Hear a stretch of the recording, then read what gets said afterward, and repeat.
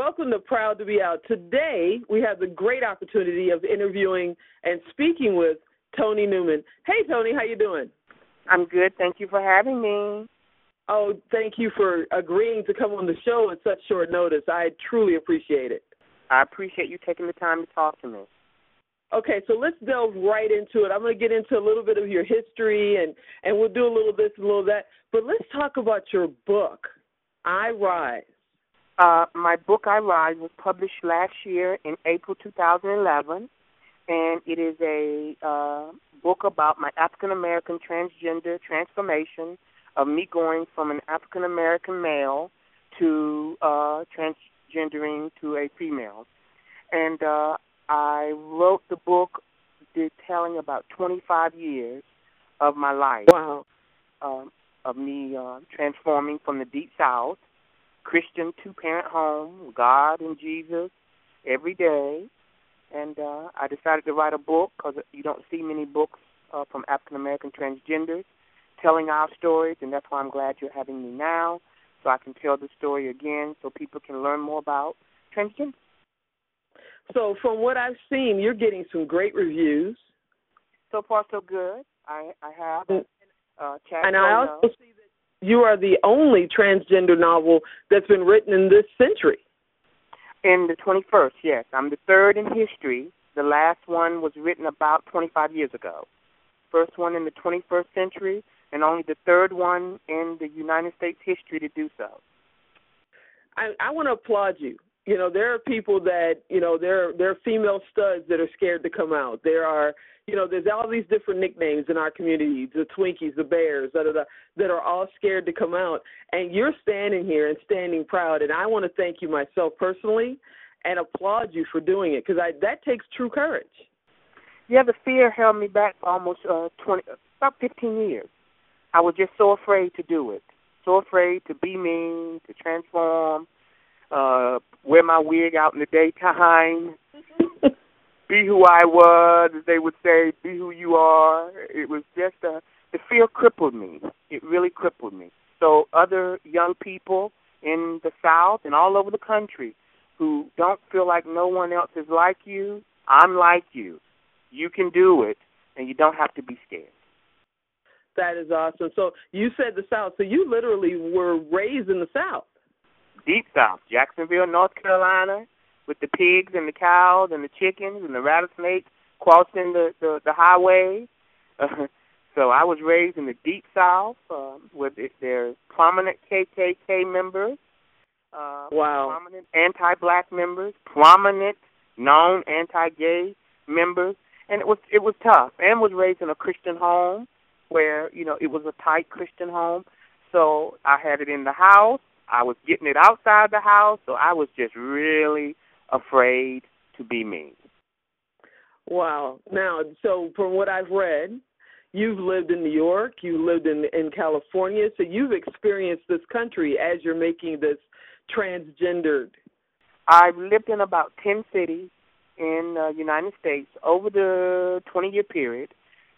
L.A. and New York have been my longest. I've been in L.A. for 9 years, and I was in New York for almost 8 years. But before that, I traveled to D.C. and Raleigh and other places once I graduated from college. So I've been around, and I was a African-American transgender sex worker in the beginning part of my transformation, which I traveled all over the country as a sex worker with other transgenders, trying to make money so we could take hormones and get pills and the things we needed so that we could begin to transform because we had no health insurance and no money.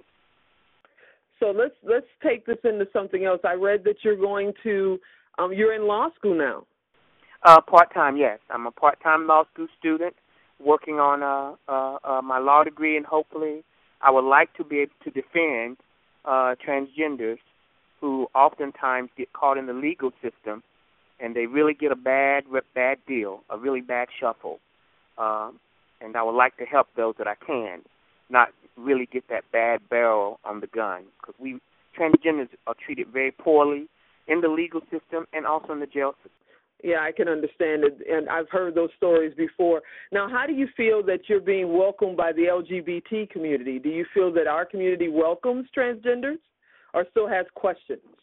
As an African-American transgender, I feel there's a ways to go. Okay. I feel that the minority transgender, we still are trying to get that recognition that we need in order to get the help that we need to, progress forward and to move forward in society as, prosperous, human beings that give back. I think they're trying, but there's a long way to go as an African-American transgender. And for minority transgenders, I think there's still a long way to go. In my personal opinion, based on what I've seen and what I've heard and what I've been shown, as an African-American transgender, I think the LGBT community has a little bit more to go in order to fully recognize the African-American and minority transgender in the LGBT. So you believe that you were born this way, correct? I do. So if you were born this way, you're down south. How do you express this to your mother? Oh, that was difficult. At first I came out to my mother as a homosexual, as gay. Because I wasn't sure how to put it in terms at that point. Even to her, I didn't know how to say it, how to do it. They had no recollection of transgenders in North Carolina in the 80s, early 90s. They didn't know any personally. The one or two that we had seen over the 10 years, they came and went. So there was really no basis to say, I'm a transgender. They're going to say, what is that? What does that mean? Right.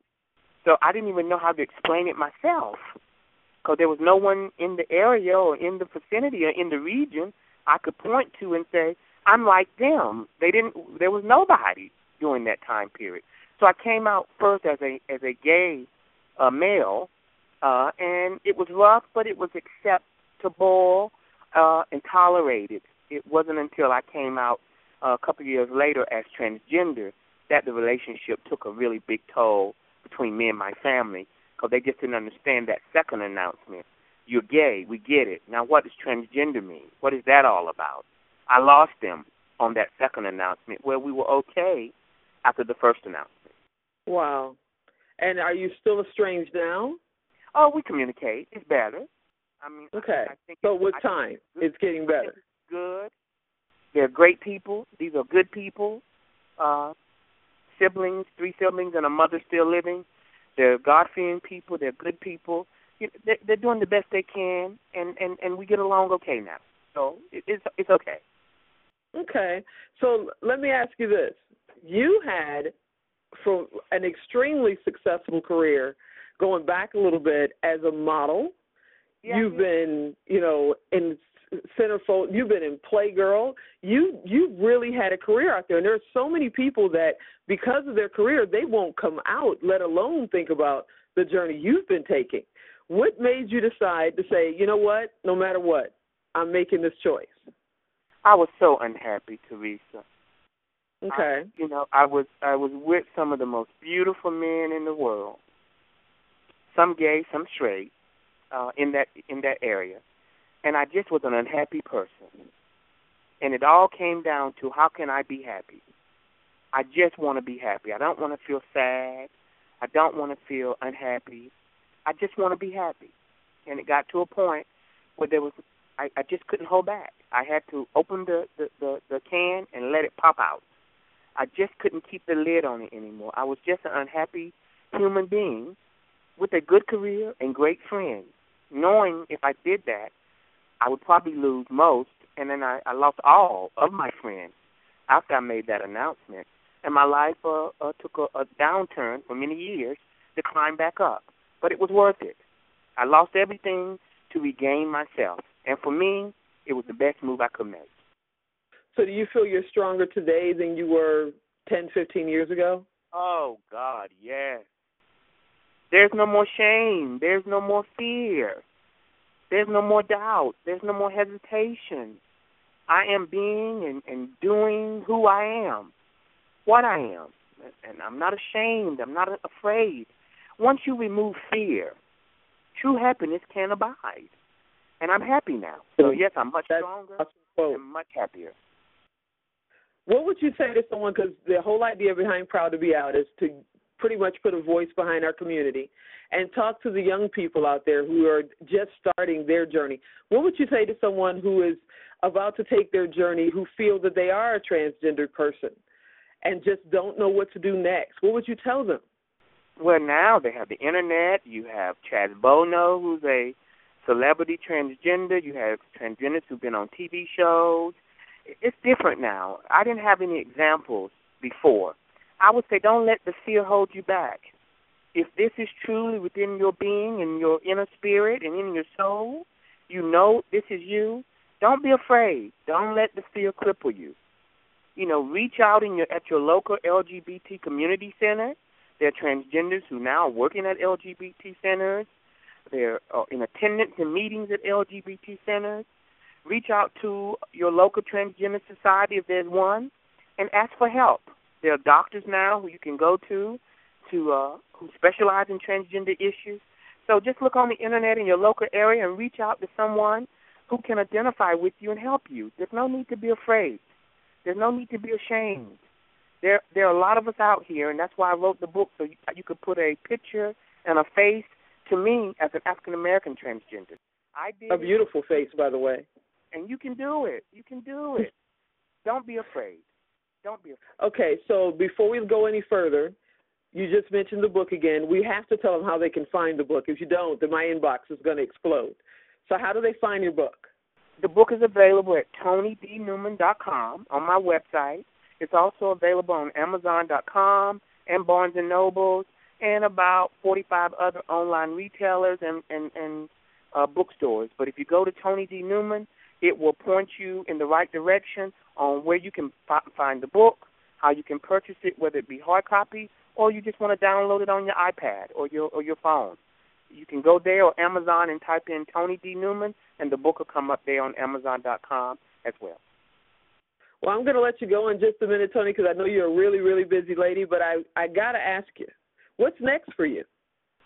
Well, I hope to finish law school. The British director, Keith Holland, has turned the book, Chapter 7, the sexy part of the book, into a film called Heart of a Woman. And we have Elizabeth Rahm from Law & Order, Rachel Sterling from True Blood and Wedding Crashers. The transgender lead is the black girl from Chicago, Angelica Ross, the Calvin Klein model, Daniel Sobere, and the lesbian comedian from Def Jam, Leslie Jones, are my 5 leading stars. And we are trying to secure the funds to start shooting the movie, to put out the movie Heart of a Woman based off Chapter 7 in the book called The Erotic Professionals. It's sexy, talking about escorting and survival and all of that good stuff. And we've already cast our 5 leads, so we're ready to go. Wow, you are amazing.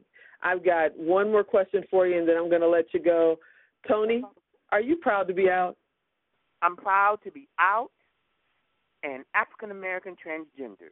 Yes, I am.